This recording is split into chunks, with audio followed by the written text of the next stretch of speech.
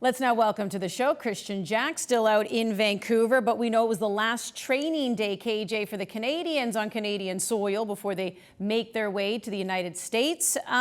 Anything stand out in particular as you were at training today?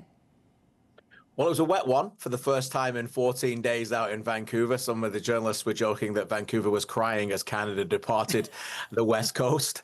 The one thing I went to really notice on training, Andy, is Alphonso Davies.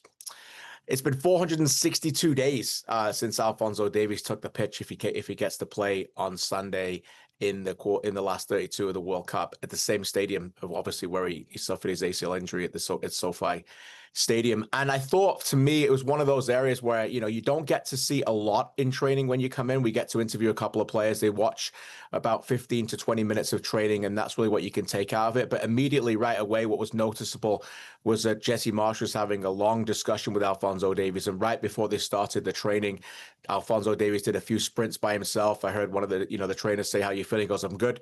And then we saw him in the rondos with the ball. And I don't, there's a lot of discussion going on about this. Is it real? Is it not real? Is it decoys? I'm just going on gut feeling. I left training thinking he's definitely playing on Sunday. That's what I think. And I haven't got any insight on that from anybody in between it, but it just looked like it felt like a little different than past training for options for Alphonso. So we'll see, but it looks encouraging from my point of view. Lucky for him, he's been able to be a part of everything. He's seen everything. He's been in every meeting. So, you can see it on him in training sessions, his intensity. He wants to be back. He wants to play. And, we're excited that he's going to get that opportunity because, again, he was the one who in 2018 was there for the draw. And I know he's looked forward to this World Cup since then. And, we're excited for him. And I know he's really excited too. And, it's always hard. I can name all the guys, Marcelo, all those guys who would have loved to be here. And, that's why, there's still extra motivation for us, or even Kone as well. It's an extra motivation for us in the games that we have left to, give it all out there because we know that we have teammates who would love to be where we are. Well, I'm sure his teammates and definitely the rest of Canada would be very excited to see him play on Sunday, which of course is a big game, knockout game, as we know. And there's been a lot of talk, we've already discussed this as well, that it does feel a little disappointing as co-hosts, and I know you've mentioned that they do have to leave Canada, but maybe what are some of the benefits of that they do leave and maybe they can use to their advantage being in LA? Well, it was 2 weeks ago today, wasn't it, since Canada's journey at this year's World Cup got underway in Toronto against Bosnia-Herzegovina. Jesse Marsch has described the last 14 days as a movement. Well, the next movement, it's to the country that has defined this team. 3 tournaments in the last 3 years where we saw the good, Copa America, and a ride to the semifinals that no one really saw coming, where we saw the bad, a Nations League defeat to Mexico and an ACL injury to their captain and Alphonso Davies, and where we saw the ugly, a 2025 Gold Cup quarterfinal elimination to Guatemala on penalties. So throughout those highs and lows, Canada has built reference points to get ready for a game like this in a country where they've succeeded when they weren't expected to, in a country where they beat the US for the first time in 57 years, in a country where they've often got close to that line of success and not been able to cross it. And on the other hand, on the other side of the line now is that team in South Africa who, okay, in their country, they're quite happy to play Canada, but this is not a giant. This is not a team with a lot of experience. This is not a CONCACAF side that's played a lot of games in the US. This is a team that Canada expect to beat, and I think they should expect to beat them. But the reference points that we mention have built this Canada team to be ready for this, through the highs and lows, to go to a place like SoFi where they've been in the past. The only thing really now to be concerned about is it is a style of a team that can bring fear to Canadians because they will sit deep, they are physical, they are good in transition, they will be organized, and they're going to let Canada dictate the play. So all of that is the onus on Canada and their coaching staff to try and break them down, get an early goal, and try and do something historic and make the last 16 of the World Cup. I mean, the goal was to make it out of the group, and we've never done that before. So I think we all are super proud about that, and now it's about taking each game one at a time and going out there and seeing what we can do in this tournament. I think we can do special things, and it all starts with this next match.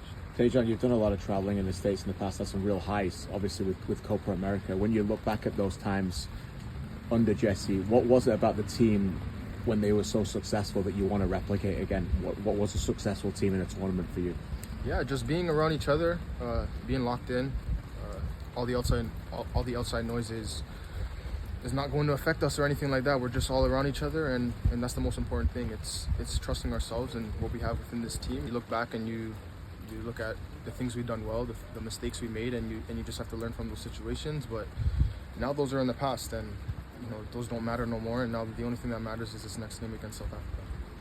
Well, I guess that is the one benefit of not playing a lot of games at home in the build-up to the World Cup. We've seen that with the Canadians, but now they're used to being on the road. That's not going to be foreign territory, that's for sure.